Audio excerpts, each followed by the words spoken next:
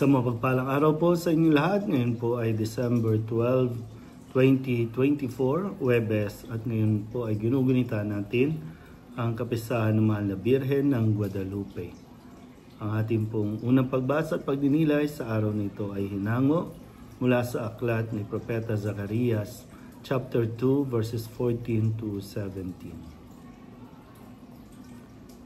Sinabi ng Panginoon, "Umawit ka sa kagalakan, bayan ng Sion, pagkat maninirahan na ako sa piling mo. Sa araw na iyon, maraming bansa ang sama-samang magpupuri sa Panginoon at pasasakop sa Kanya. Siya'y maninirahan sa gitna ninyo. Sa gayon, malalaman ninyong sinugo ako ng Panginoon. Muli niyang kukupkupin, ituturing na Kanyang sarili at itatangi ang Jerusalem. Manahimik sa harapan ng Panginoon ang lahat ng nilalang, pagkat siya'y tumindig mula sa Kanyang templo." Ang salita ng Diyos. Muli po, isang mapagpalang araw sa inyo pong lahat. Pinagdiriwang natin ngayong araw na ito ang aparisyon, ukol sa pagpapakita ng Mahal na Birhen sa Guadalupe. Kaya nagkaroon tayo ng Our Lady of Guadalupe doon sa isang Indianong Aztec na ang pangalan ay si San Juan Diego. Siya po ay isang ordinaryong tao na pinapakitaan ng Mahal na Birhen upang maghatid o ipahayag ang mensahe tungkol nga sa nangyayari sa panahong iyon, kung saan ay nakikita natin na ang kwento ng Mahal na Birhen ng Guadalupe ay ang pagsunod at pagtalima sa kalooban ng Ama. Kaya yung imahin po ng Guadalupe ay isang buntis na si Maria.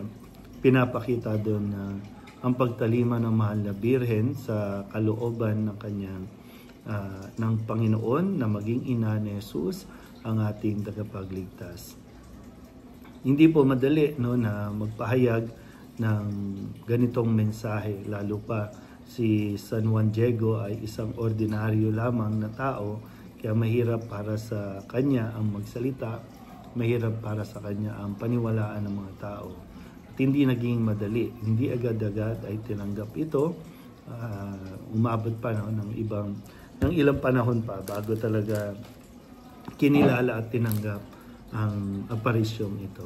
Pero ito ay kabilang na po sa mga authentic apparition ng Mahal na Birhen upang ipakilala at ipaalala sa mga tao na yung kahalagahan ng pagsunod. At isa na dyan ay ang pagpapahalaga sa buhay ng tao.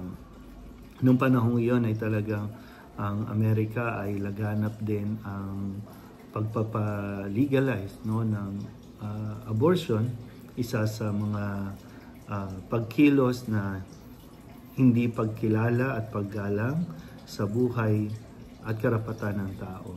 Kaya dito pinapaunawa din sa atin nasa sinapupunan pa lang na moment na maglihi ang isang babae, ito ay meron ng buhay na kailangan alagaan, buhay na dapat protektahan. At ang buhay na ito ay isang biyaya ng Diyos. Kaya nga maging ang pahayag mula sa aklat ni Propeta Zacarias na sinasabing umawit tayo sa kagalakan dahil sa bawat araw, isa ito sa dahilan para tayo maging masaya. Yung tayo po ay ginigising pa ng Diyos upang mabuhay sa araw na ito. At mahirap naman po na mamuhay tayo sa kalungkutan, mamuhay tayo sa pagkabagnot o sa kung anumang na parabang walang halaga ang buhay. Pinahalagahan ng Diyos ang buhay natin. Kaya tayo nabubuhay. At habang nabubuhay tayo, manatili tayong sumusunod sa Diyos dahil ito ang tunay na magbibigay ng kaligayahan o kagalakan sa bawat isa sa atin.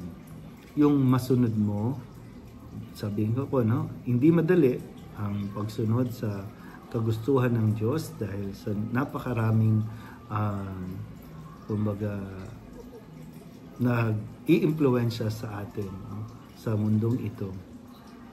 Pero kapag pinili natin na sumunod sa kalooban ng Diyos, kahit anong hirap ng buhay, makikita natin ang dahilan para tayo maging masaya, para tayo umawit ng kagalakan sa Panginoon.